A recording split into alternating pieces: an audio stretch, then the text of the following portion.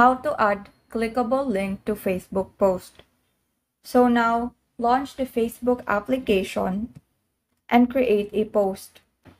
So from here, head over to the page that you want to share on your Facebook feed.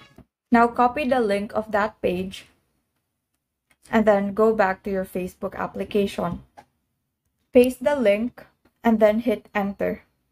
So by doing this, a preview of that page will be shown on your post. So what you can do is to highlight the link and then delete. And now add a caption to your post. So once you're done, tap the post button located on the upper right corner. So even though I deleted the link, a preview of that page still appears on my post. So when you tap the preview, it will still direct you to the website.